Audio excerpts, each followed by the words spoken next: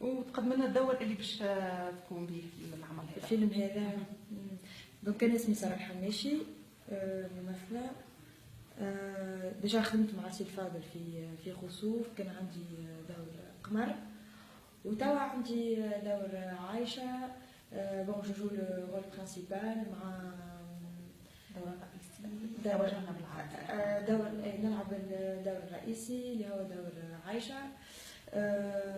مع طاهر عيسى كيف اللي هو الدور الرئيسي في الفيلم، اللي هو يمثل الديكتاتور وانا نمثل ضد النظام نتاعو. دونك هو باش يقوم بسجن بحبس المعارضين اكزاكتومون.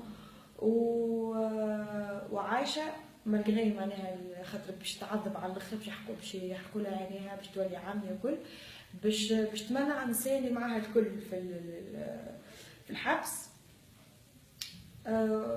باستعمال الرجال اللي هما يمثلوا السلطه، باش تعملهم مطيه باش تمنع النساء اللي معاها. فوالا. كيفاش لقيت الدور انت؟ والله الدور ماهوش سهل بالكل، دور معناها دور مركب، دونك يحبوا برشا خدمه، يحبوا برشا تركيز، وما سهله معناتها. وبلوس انا ما كنتش معاهم في المسرحيه، خاطر ما تعرف الفيلم مقتبس من المسرحيه.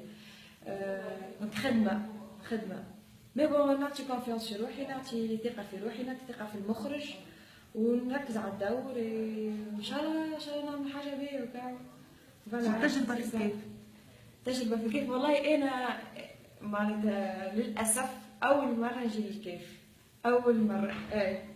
هكا فرصه بالحق، فرصه باش نجي للكيف، باش نشوف العباد في الكيف. العيشه هوني مش كيما احنا عندنا في تونس، معناتها الحس والقبضه والمشي والجاي، ريتم قوي على الاخر.